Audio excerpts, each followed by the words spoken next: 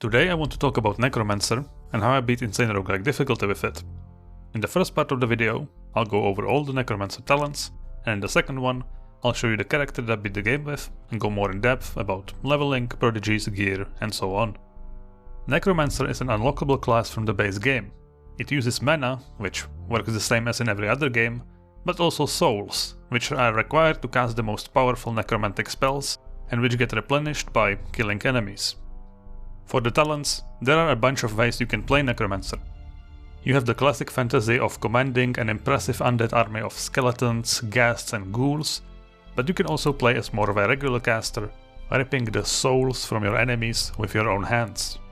We get to the summons first, with Master of Bones, which is all about skeletons. Call of the Crypt lets you summon skeletons to aid you in combat, and they are permanent summons, so they never time out.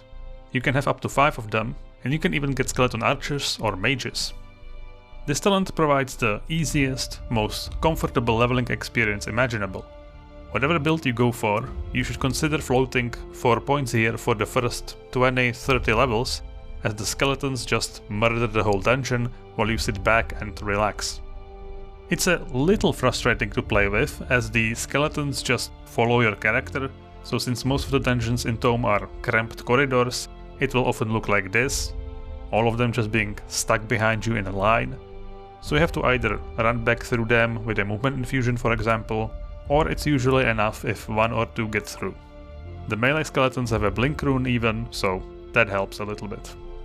Unfortunately, even though the skeletons scale with your character level, they get blown up pretty easily later in the game, so they cannot be solely relied upon for damage.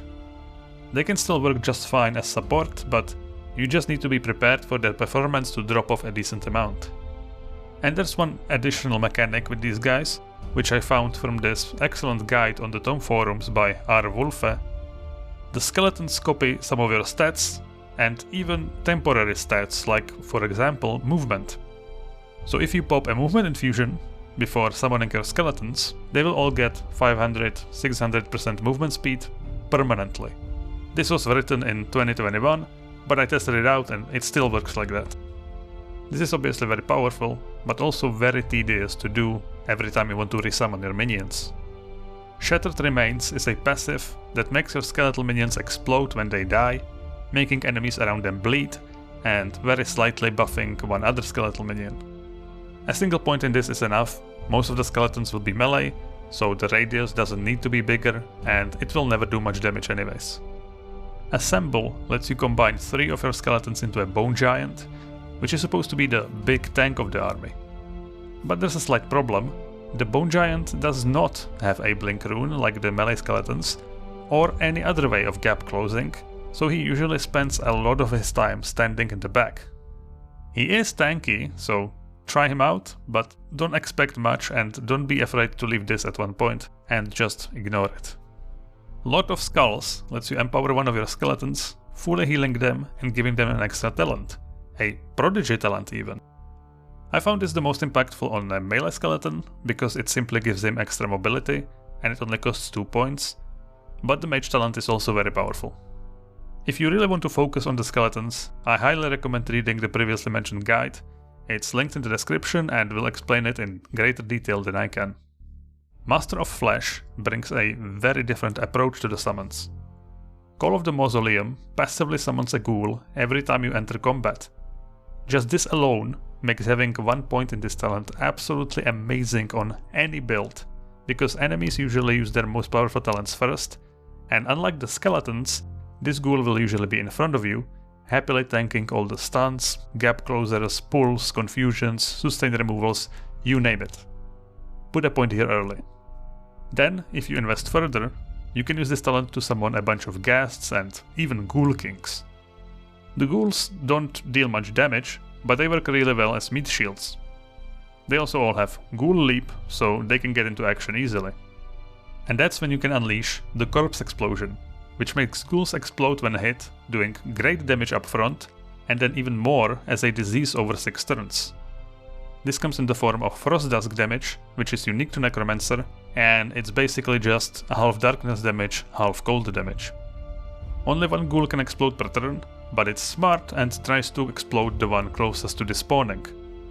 This is a very powerful talent, even late game. Putrescent Liquefaction shatters a few of your ghouls to create a large putrescent cloud that will follow you and deal damage to any enemies inside. The duration is increased each time a ghoul dies within it, so it's unlikely to run out in a fight. I like this talent a little less, just because it's centered on the player, so it might not always hit enemies, but it's still fine and worth taking if you focus on ghouls. Discarded Refuse is then a sustain that shifts any physical debuffs you would get to a ghoul, which instantly kills him. If you're under 1 life, it even affects magical and mental debuffs. I don't think there's any need for more than a single point here, but it's pretty good. If you want to heavily focus on the ghouls and learn more about them, I would yet again point you to the link to the written guide by R. Wolfe, as the build I'll be talking about mostly ignores these trees and primarily focuses on Nightfall, which is a category all about dealing darkness damage. Invoke Darkness is a range 10, 3-turn cooldown beam, so I'm already in love, and it doesn't cost any souls, and at level 5 it even widens on each side. This means you can use this talent to even shoot enemies that are out of vision around corners. Invoke Darkness just does it all and is the perfect foundation for the builds leaning towards darkness damage. Night Sphere also doesn't cost any souls, and it's a medium-sized circle that you put on the ground, and any enemies already in it or entering it will either get a Bane of Confusion or Blindness, which deal a bit of darkness damage, but more importantly are just excellent debuffs, potentially making enemies skip their turns. This does its job really well for just a single point, but if you can eventually get it to 4 radius, it feels really nice, as it then reaches up to 10 range. Erupting Shadows is a free sustain that makes darkness damage you deal to Bane affected targets increase the duration of that Bane by 1 and also deal a bit more darkness damage. The Banes can only come from Night Sphere. The damage can unfortunately only happen once per turn, but the turn increase always happens, making Banes last basically infinitely. This is a great sustain again just for a single point, with an extremely low priority to invest a few more points for a bit of extra damage. A River of Souls is a kind of sustain that sends out a projectile every turn for 5 turns, doing darkness damage in a medium-sized AoE. The downside is that each of these projectiles costs a soul. I originally thought this talent just sucks. 5 souls is a high price to pay for average damage per projectile, and it obviously takes time to get the full value for this. But it turns out, this talent is actually very powerful. Because of the AoE, you can often aim this at your feet to explode the projectile almost instantly, or often you can chunk enemies around the corner without them even having a chance to fight back. And if you kill all the enemies in the first few projectiles, you can always just cancel the talent to preserve souls. You'll want to quickly put this at least 4 points for the extra radius and the damage. Dreadmaster is back to the summoning. For 4 souls, it lets you summon a dread that will annoyingly blink around, hexing your foes. The key here being annoyingly. This guy will face door through different rooms, pulling every single enemy, leaving you to deal with them, because all he does is cast hexes, which are most annoying on the player character really, since they're one of the few scary magical debuffs. The impact the Dread has just randomly casting hexes on mobs is negligible. Unsurprisingly, annoying the AI just doesn't really give you any tangible benefit. But surely it gets better, right? Well, Soul Eater makes your Dread heal and reduces his cooldowns when any of your other minions die. Okay. Moving on, there's Never Ending Peril, which lets you make your Dread completely invulnerable for up to 10 turns. Wow, I'm sure Elandar will be really pissed off when I spent a soul and my whole turn casting this. And then Dreadmaster is surprisingly decent. It upgrades your Dread, letting it cast Silence, Disperse Magic and Mind Disruption, and I disagree with the text here, this makes them not only annoying, but useful even. Unfortunately, the amount of points you have to spend for the Dread to become a factor still makes this a pretty poor choice. But don't worry, Grave is here to redeem the Summoner archetype. Black Ice is a range 10, 4-turn cooldown small AoE that deals cold damage. It's not a beam, sure, but it's similar in power in most scenarios. It lets you even hit enemies 11 range away. It then also increases the damage your minions will do to the target's hit, which is just a bonus. This talent is solid by itself. Chill of the Tomb also doesn't cost any souls, and it's an absolutely humongous AoE doing great damage. If it hits your minions, which it definitely will, it instead gives them flat damage reduction. Not a lot, but hey, it's something. A simple talent, but very powerful. Corpse Light is a bit weird. You summon it, it stays for 7 turns, and does damage in radius 3 each turn. Alright, so you throw it in the middle of the enemies, but that's the problem, you don't, because it's pretty weak by itself. But for each spell you cast while standing in its radius, the Corpse Light increases its range by 1 and the damage by 10%, up to 10 range and plus 80% damage. So you end up casting this close to yourself, but you're staying far away from the enemies, so it's not dealing damage for a few turns. It's a bit awkward, sometimes that's just not a great spot to place it initially. But you've probably seen this cast by AI Necromancers and seen it be pretty terrifying, and that's mostly because of Grave Mistake, which makes the Corpse Light explode after it expires, dealing big cold damage and also copying the damage increase from Corpse Light, so up to 80%. This can hurt. A lot. So don't stand in the enemy Corpse Lights. But from the player perspective, I don't love this talent, just because of the way it works. Now we get to Glacial Waste, which, despite its name, is pretty much the only defensive class tree. Hymal Shield is a sustain, which requires a soul, so it reduces your max souls, but it gives you a permanent shield, so that's great, which then regenerates after 10 turns of being out of combat. There are some more things it does, but they're not too important. This talent is great and should be maxed, if you don't have too many minions. If you do, they kind of serve as a shield, so you might be able to get away with just a few points. Whatever build you're playing though, if your Hymal Shield goes down, that's a sign you should run. Desolate Waste turns the floor white when your shield loses 25% of its original value. That's pretty much it. The shield regen looks good, but let's do some math. I got the Hymal Shield to 675 on my Necromancer, and let's say you invest 4 points here, you'd get 34 shield back per bolt, which simply won't be impactful enough. I think this is just a one-pointer. Crumbling Earth makes the waste deal more damage and bleed and slow enemies. This is good, because it applies a debuff, which will become relevant later.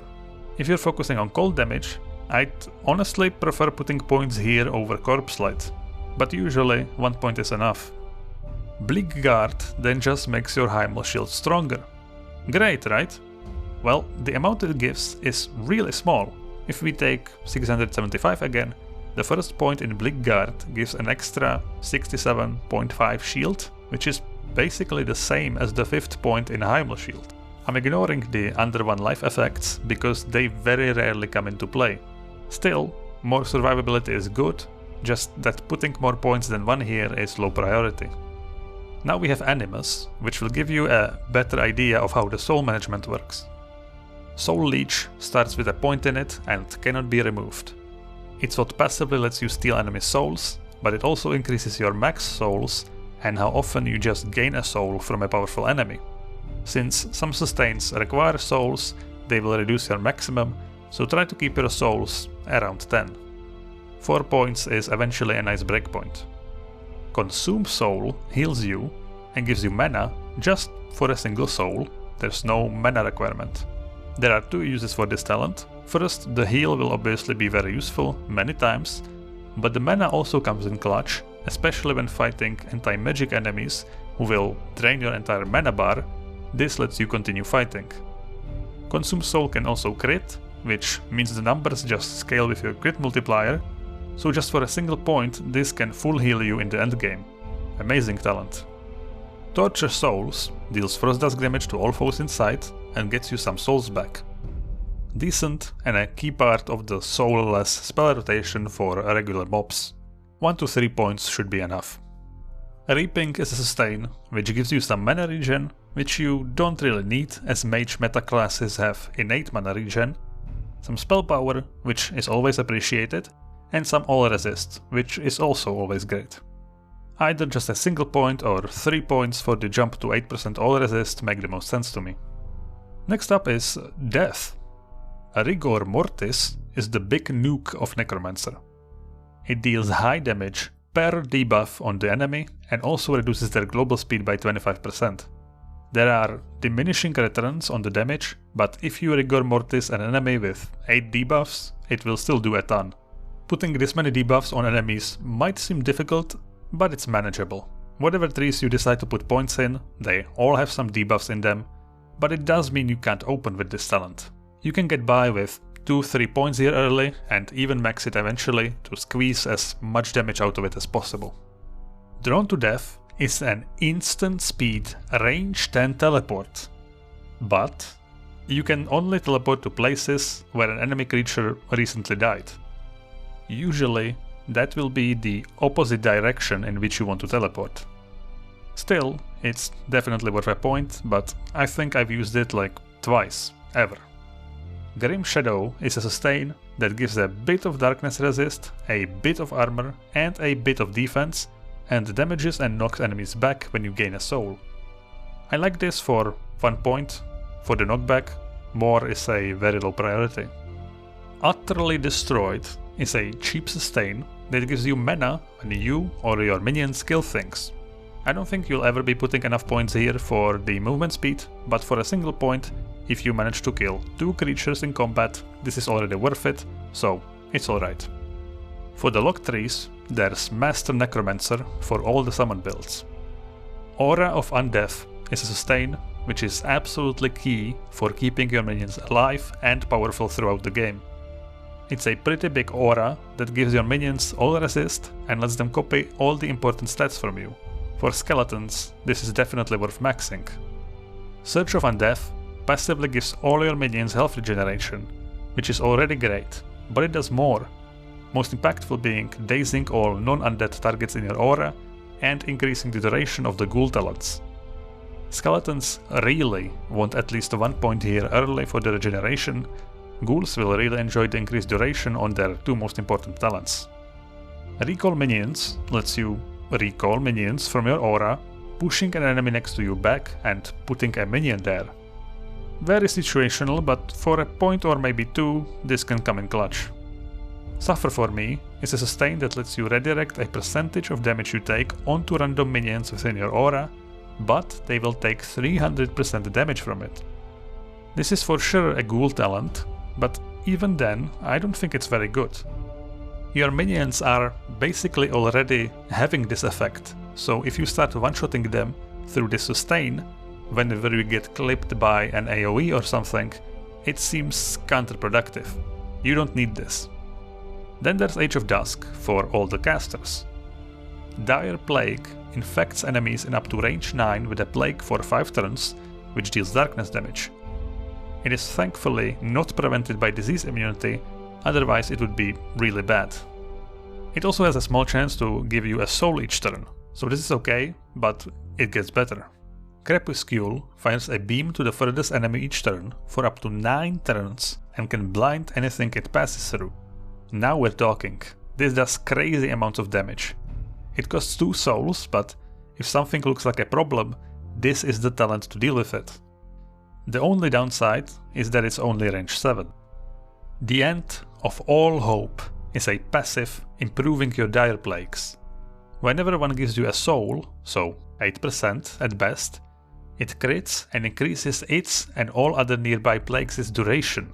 It then also increases the chance for it to give you a soul by up to 92%, meaning it becomes a 100% chance if you max this out. Right? Pretty cool. Only that's not how it works. It's very deceiving. It increases the 8% chance by 92% of 8, so it becomes 15%. I'm pretty sure this has to be a bug, because why else would it be 92% and 8% if it's not supposed to add up to 100%? Also, whenever the Dire Plague gives you a soul, if Crepuscule is active, it fires an additional free beam, which is very powerful. So as of right now, this can be left as a one pointer, as you don't get a lot of extra percentages from investing into this. If this would actually get to 100%, it would be so good, maybe overpowered, getting an extra crepuscular beam every turn and critting constantly with Dire Plague. Golden Age of Necromancy is a sustain which significantly increases your saves and gives you up to 50% confusion and teleport immunity, so already great. Also, on level 5, which means only 4 points because of the 1.3 mastery, you become invulnerable when you cross the 1 life threshold. This is a bit worse than it sounds, because if you have 200 health and get hit for 500 damage, you will go to negative 300 health and only then become invulnerable. Still, this gives you time to safely run away with a movement infusion or teleport out. Also, don't underestimate the saves. This alone can give you really high odds to resist debuffs, and you could absolutely go dwarf and resist everything. Although it doesn't really do much else for the class. This sustain is super strong. Now we get to Rime Wraith, a whole summon hidden behind a locked class tree. Ooh, this must be good. Rime Wraith costs 3 souls to summon, but it lasts for a very long time. It spawns inside of the player, and every turn the Wraith will jump to either an enemy or ally, covering them in Hoarfrost. This gives a big cold damage boost and full cold conversion for allies, and reduces cold resist for enemies. Sounds perfect if you have talents like Black Eyes and Chill of the Tomb. And it would be, but Rime Wraith has one fatal flaw that makes it a horrible summon. If the creature that the Wraith is in dies, the Rime Wraith disappears. Doesn't matter if it has 20 turns left, it's just gone. This makes it basically unusable in most scenarios. In boss fights, sure, you could get use out of this, but I'm not willing to spend a category point and like 20 class points just for that. The rest of this tree makes the Rime Wraith better, but doesn't fix this problem. If this ever gets fixed, this would be a viable category for cold builds. And the last class category is Eradication, which is for all Necromancers. The first talent creates a big boneyard around the player for 8 turns. Enemies standing inside it get debuffed, getting their physical resistance reduced, which is important for skeletons, and your minions inside it get more power and have a small chance to instantly resurrect. If you're not a skeleton build, just put a point here to get to the other talents. To the Grave teleports all enemies in a large radius to the center of your boneyard, which is where you are. And it also summons some ghouls and skeletons. This is extremely situationally useful in a world where you spawn the boneyard, then reposition and something scary dashes to you, but I don't see any builds putting more than a point here. Impending Doom reduces the target's healing factor by 80% and deals over 100% of the target's life over 10 turns. Whoa, this is crazy. Oh no, wait, it actually basically always does the show number instead, and that is not that much damage. It gets you a soul every 3 turns, but that's really all it's useful for, and well, it's a debuff for Rigor Mortis also. If you have spare points, it's alright to put it here, but a very low priority. So this talent tree kind of sucks, huh? Well, let's talk about Eternal Night, which is a sustain that increases your darkness and cold damage and gives you up to 50% resistance penetration for both. Pretty good. Then it also makes you heal for 7% of all damage once you're under 1 life. Remember Golden Age of Necromancy? The sustain which gives you immunity for a turn when you drop below 1 life? This makes a pretty good combo with it, or at least on paper. In reality, when you're dropping below 1 life, you're usually in trouble, and you might not have the time to heal back up with just 7%. Still, this sustain is just solid, even without that. 4 points is enough, as the last point doesn't give much value. For the general talents, we have the very common survival, where you won't track. Then there's Necrosis. Blood Mortality passively gives you more life, and when below 1 life, it even gives some all resist. This is some much needed survivability and should be maxed. Across the Veil is a passive which deals damage around you and reduces your cooldowns when you cross the 1 life threshold. The effect is quite good, but the condition makes it not worth investing into, as you can't really play around this. 1 point. Runeskin is also a passive that increases your minimum life and increases your spell crit per rune, this means inscriptions, and it only works when all your inscriptions are runes. Do not get baited by this. For the first half of the game, just run your usual setup, which will likely include some infusions. That's perfectly fine. Once you become a Lich, which most Necromancers will want to do, you can only use runes, so that's where Runeskin comes in. Don't rush into it. It doesn't scale well with points, you'll likely have 5 runes, so you get 35 life and 1% crit chance for the 3rd point, so it's an extremely low priority to invest points here. Spikes of Decrepitude is a cheap sustain that works through your Runeskin, so if you have any infusions, Spikes of Decrepitude won't work. What it does is it constantly hits foes inside with Frost Dusk damage, and if you're below 1 life, it also reduces that damage.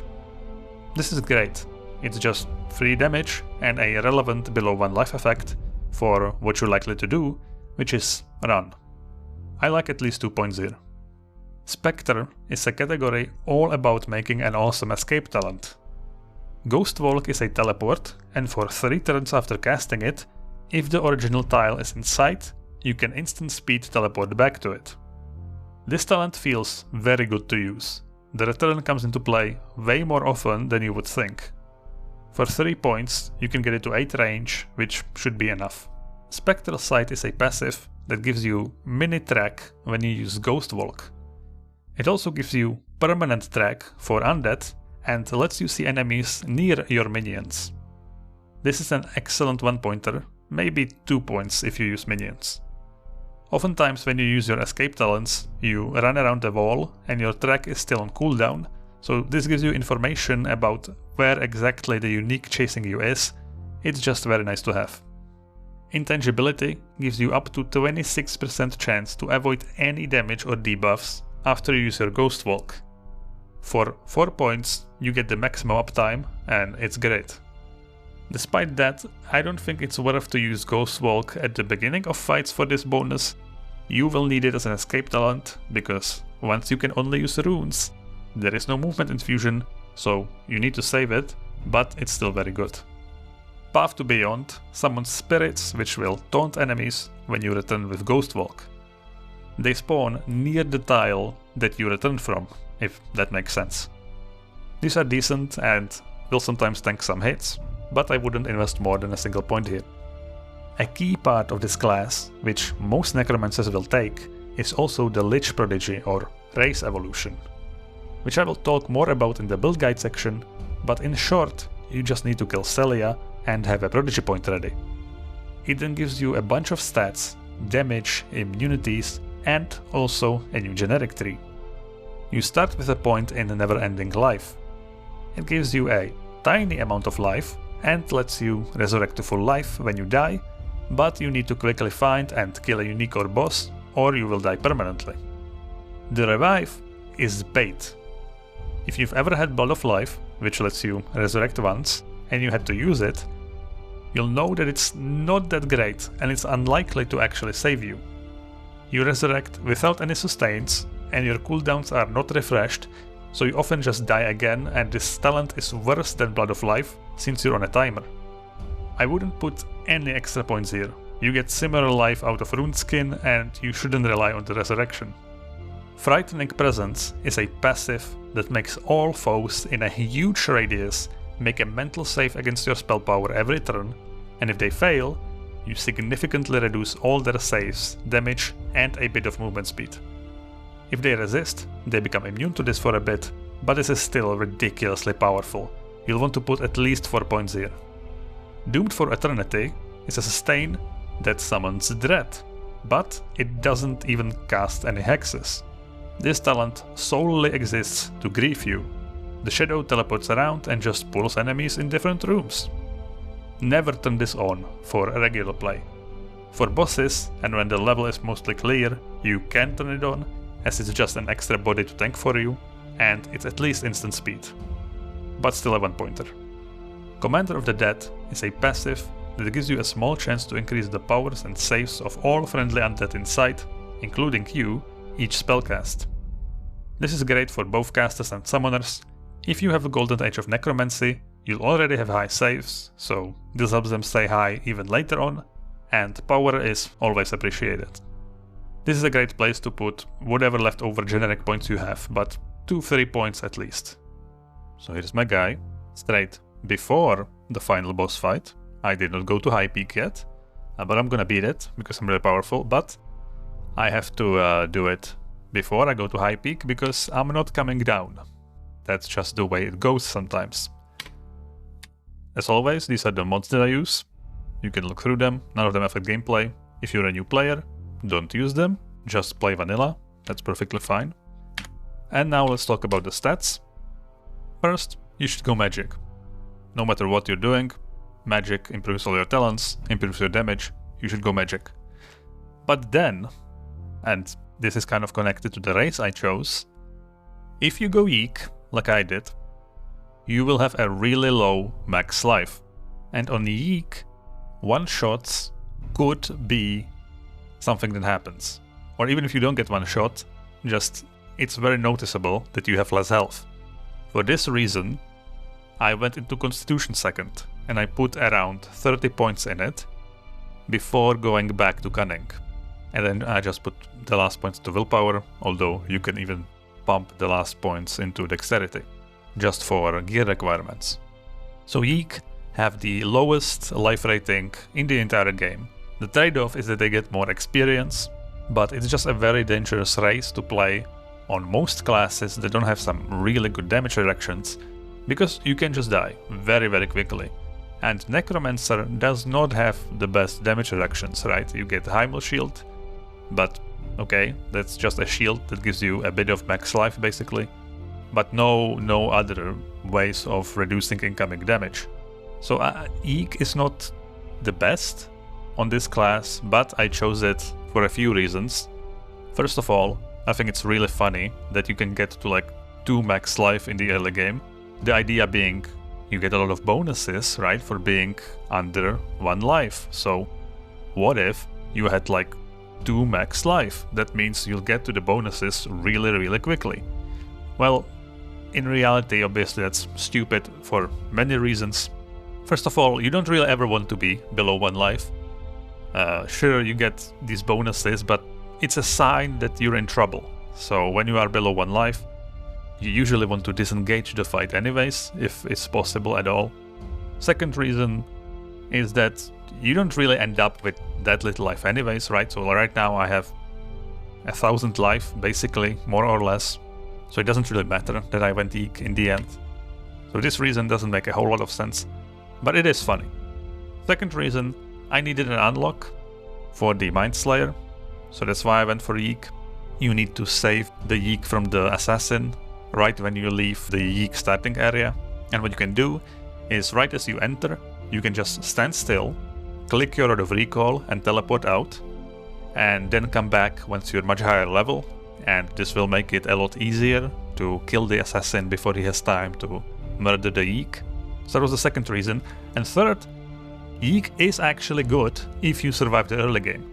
But once again, the problem is the Necromancer's biggest weak point is the early game, is the transition from tier 1s to tier 2s before getting the first Prodigy. So you are making that whole part of the game more difficult. The reward, if you survive, is you get Dominant Will, which helps you throughout the early game, throughout the whole game really, but mostly in the early game, which you just mind control something, so you don't have to worry about it. Or you can even use it on rare uniques just to stop them for a turn or 2.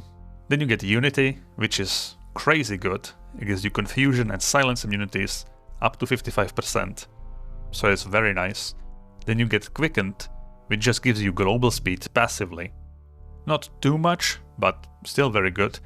Then you also get this, if your life is below 30%, you gain 1.5 turns. I'm not sure how this works exactly, because these below X% life type of abilities, when you have negative life, from what I understand, they always proc from your life above 1, right? Even though I have minus 915 life, it doesn't count this, it just counts the 504. But I swear it's bugged in some way, because I don't notice it triggering now in the end game, but throughout the game I had like 200 life, and I would get hit for 50 damage, and Quickened would trigger and give me 1.5 turns. So I'm not sure what's going on there, but if it is bugged, it's bugged in your favor, or I'm just stupid. That's the other option. Either way, this talent is very powerful, even just for the passive global speed.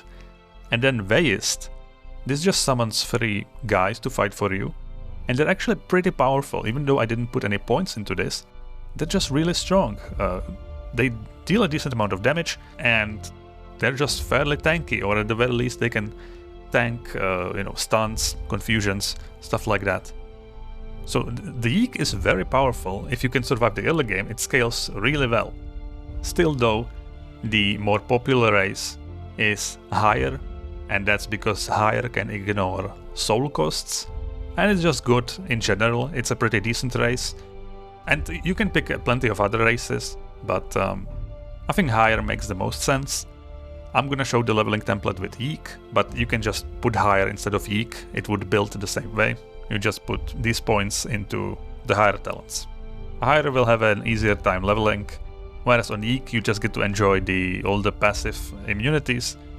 You get Confusion immunity also from Golden Age of Necromancy, so you get 95% from just passives, so that's pretty good. So it's up to you. I think both of those races are very viable.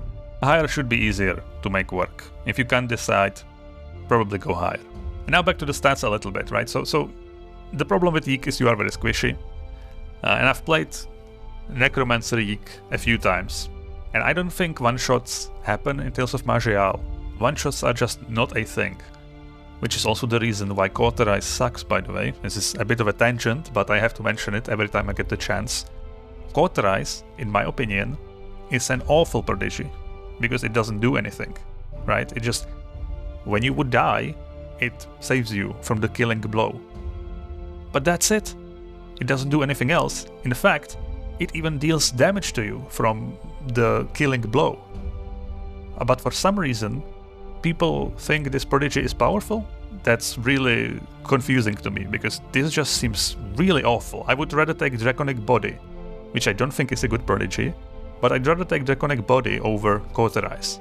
And I'm talking about Insane or lower. On Madness, apparently you can just get one shot very frequently. Sure, that makes sense, right? But on Insane, you should not be getting one shot. That just means you're not building enough defense on your character. Or you are just face-checking rooms with 5 uniques waiting for you, right? But anyways, that's the tangent on Cauterize. Back to the Yeek and the survivability problem. Putting the first 30 points into Constitution instead of Cunning, it makes you more tanky, right? It could make the difference between dying early or not, but it does make you weaker, right? Not getting the crit chance, the sooner you get the crit chance to a decent amount, because the way crit chance works, right, it's kind of useless. It looks like it doesn't do anything if you have it like, 10%, 20%, 30%. And then once you start getting it higher, like 50, 60, you actually start seeing it proc, then it starts really making a difference. So the sooner you get to that threshold, the better. And you're delaying that by going Constitution.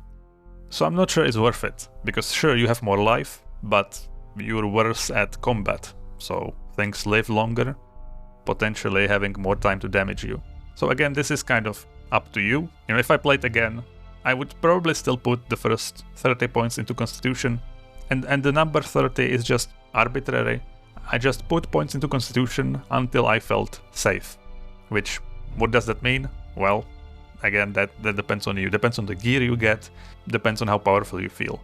Another advantage of going Constitution is you don't have to save as much Constitution gear, which is just in terms of being lazy. But if I can't be lazy, I always go for the lazy option, so that's another argument in the favor of Constitution. But even if you go the first 30 points, max Cunning second, then go back to Constitution, finish it, and then the last points you can just put wherever. I think they're actually most likely better in dex or strength, depending on if you want to offhand a shield, which you'll need some strength for, or if you want to offhand a dagger, which you will need some dexterity for. You don't really need the mana, and you will get some willpower from your gear, because a lot of times if an item has plus magic, it will also have plus willpower. So that's about the races. In terms of leveling, you want to get your Invoke Darkness to 4 points as soon as possible. So you get this to widen on each side.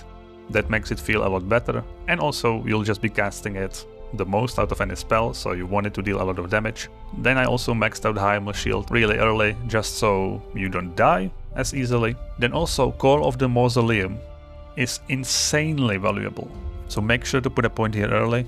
And after that, you just make your way to River of Souls and put again 4 points here to get the 4 radius and give it good damage, because this will be your boss killer, AoE killer. Basically any fight that you can't kill with Invoke Darkness, you will use River of Souls on and pray that it's enough. And it won't be enough a lot of times. The early game is pretty rough. Like overall the character doesn't feel that good to play. You will most likely find enemies that you just can't kill because they heal a lot or have a lot of resistances that you just can't punch through.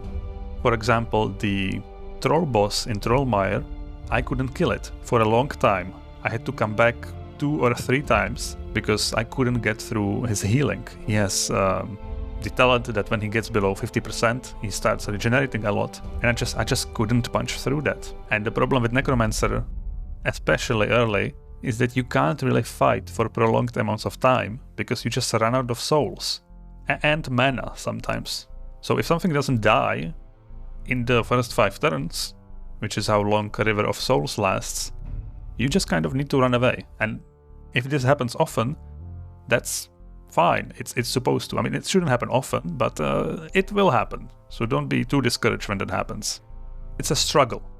But that's the price you have to pay for eternal life and becoming a Lich, I guess. It can't be that easy, otherwise everyone would do it, right? What you really need is Age of Dusk and Eradication. You really need both of these, because Age of Dusk gives you Dire Plague and Crepuscule, which will aid your damage a lot, especially Crepuscule once you put a lot of points into it. And Eradication, you don't care about any of the talents but Eternal Light, which gives you a lot of darkness penetration. So I went for Age of Dusk on level 20, just to start putting points into Crepuscule and Dire Plague and to get that invulnerability and to get those saves. But then it's still, the character still won't feel that great. You will still feel pretty weak, so you still need to make it to level 34 to get Eradication, and you should save up some points so that as soon as you get Eradication, you can jump to Eternal Night and put 3-4 points into it to get most of the penetration and the 7% healing and a lot of the increased damage. And after you get Eradication, this is where you start feeling really powerful. It's where you can chill out and stop being so stressed out, because up until this point it really is a struggle, which is also why I'm spending just more time talking about it.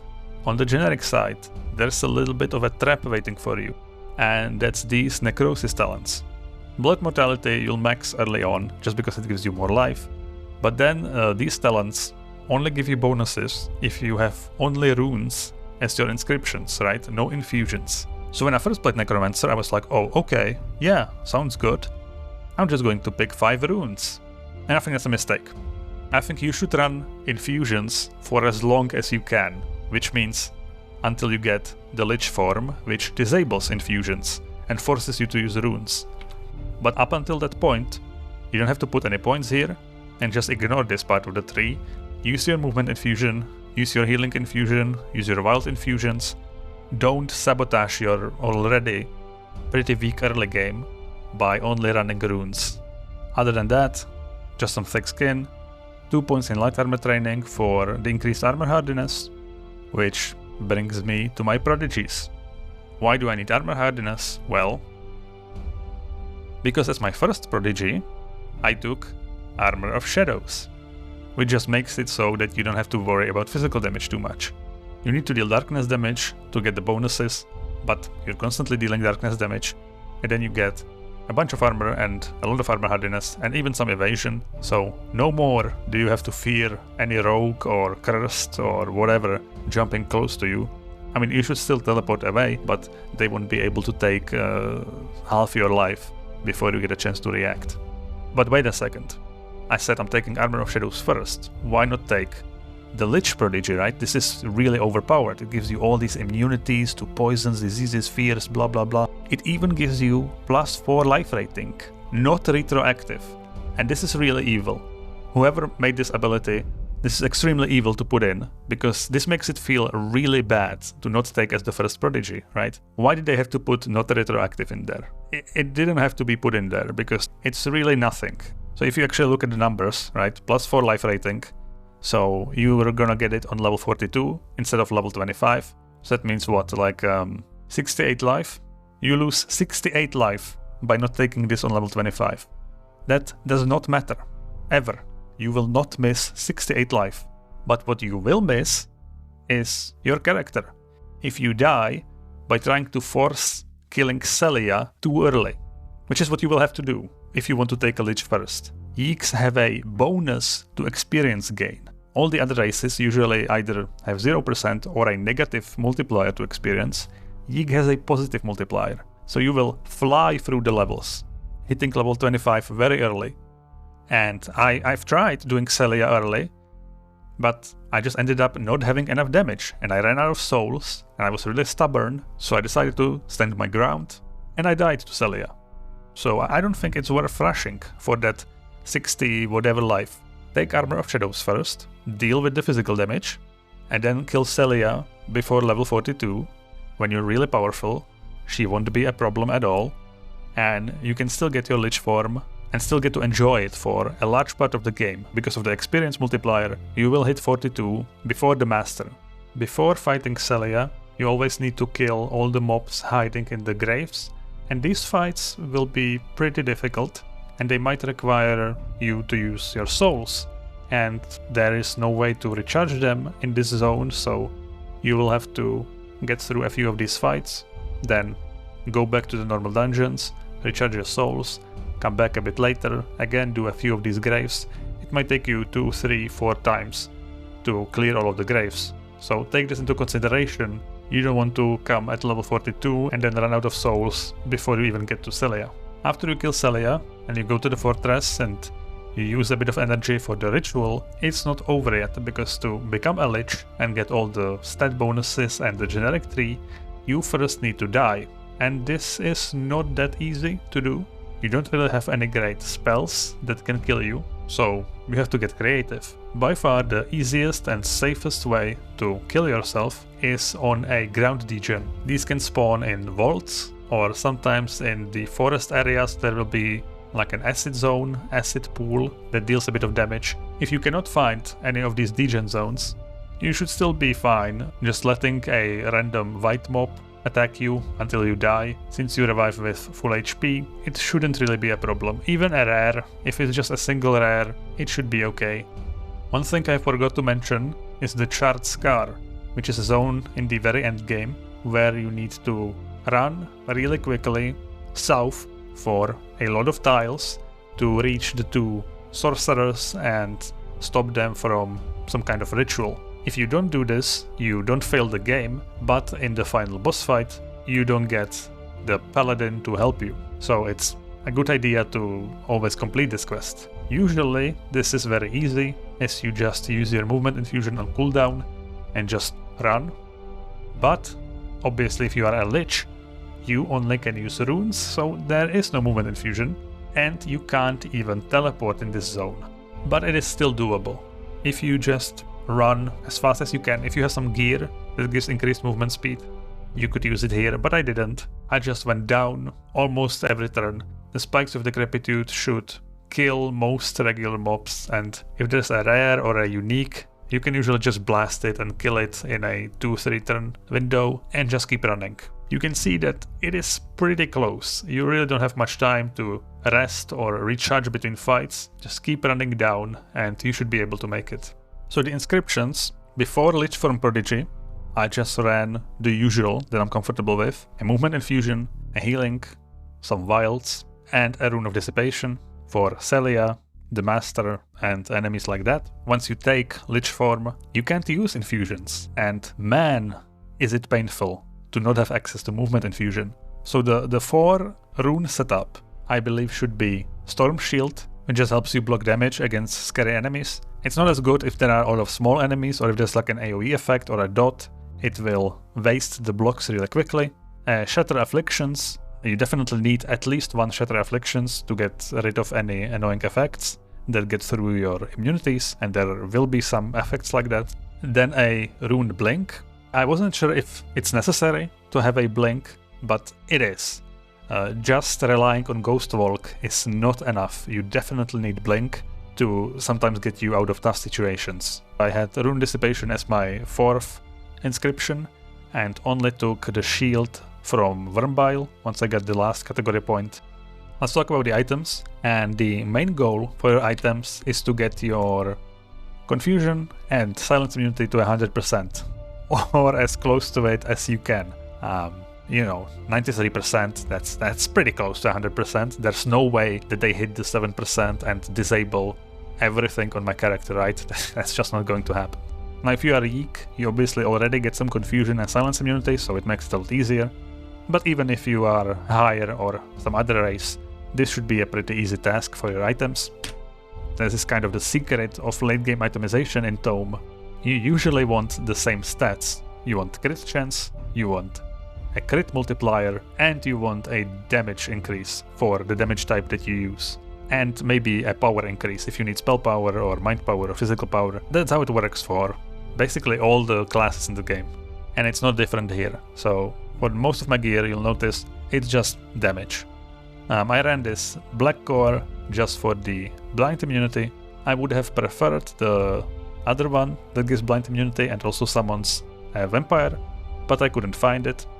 Then as my cloak, I use this Ethereal Embrace, which is alright.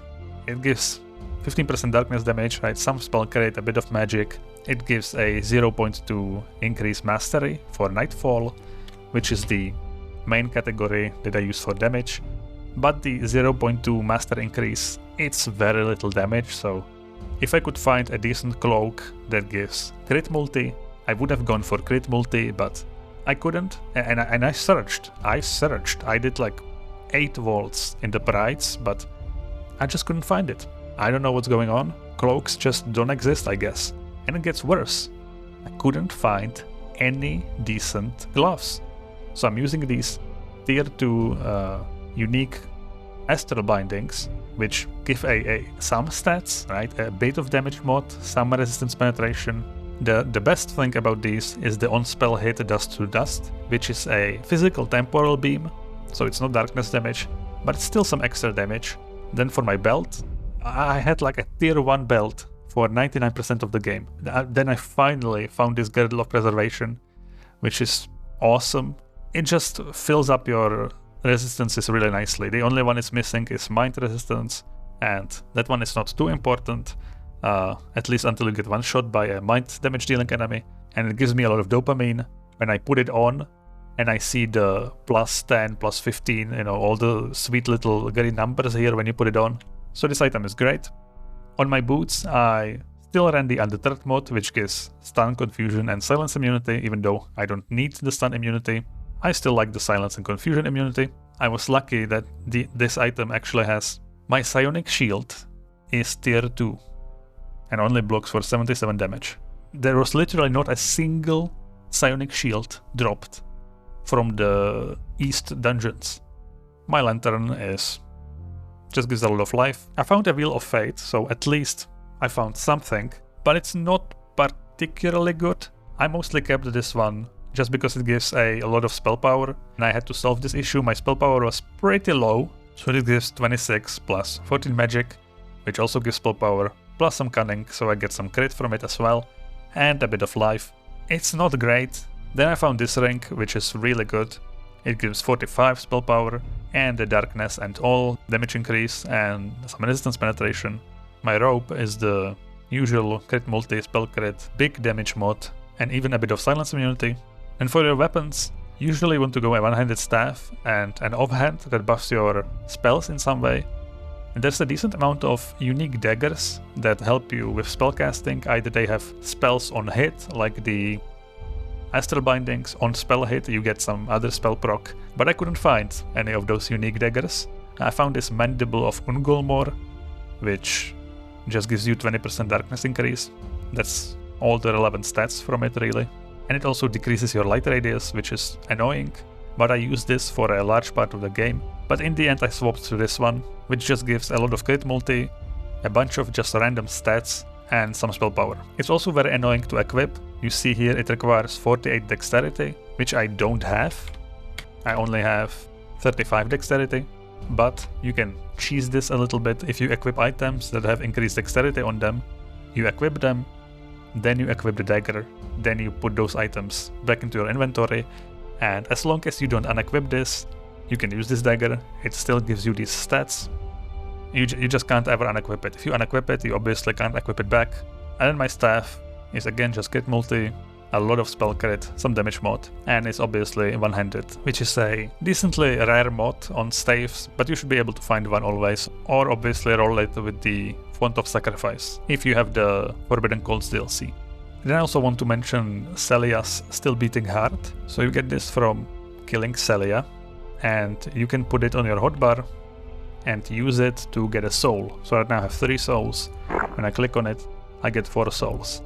So in theory, you can enter every fight with full souls. Unfortunately, it gets a longer cooldown each time you click on it. So right now it's 155. If I rest and recharge it, right, I use it, now it's 160, so it keeps going up. So it's not really very practical to use it. In theory you could, but it gets more and more tedious and annoying the more you use it. From the Escorts, you want magic and you want cunning. If you get the Sun Paladin, you will enjoy the Chant of Fortress, would be quite good, but I couldn't find a Sun Paladin. Also from the Seer, you can pick up Premonition, which you already use mana, so it's not really an issue, and this gives you quite a lot of resistances for a damage type before you get hit, so this is really powerful. For the elixirs, I'm, to be honest, not entirely sure if you want the class points or generic points first. Obviously in 99% of the games you will be able to get both of these elixirs, but it is possible to get unlucky and for the other elixir to be completed when you take the first one, so probably class points are a little more important, but I could see the argument also for the generic points first. After those two, either spell crit chance, if you don't already have it at 100%, and then magic, and then cunning. And then instead of taking constitution or armor, if you still have the option, I would try and get the elixir of invulnerability, which you can get from helping one of the alchemists. I'll put it on the screen, which one it is. In conclusion, Necromancer is a class eventually capable of dealing with any amount of enemies, even coming from different angles, either through an army of undead or the ridiculous amount of AoE at its disposal, while still having great single target damage.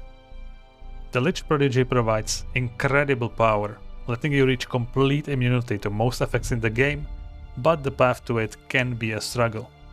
Next time, I'll finally be talking about a melee class, Demonologist. It might take a bit more time though, since I want to try a few builds for it. We'll see. Thank you for watching.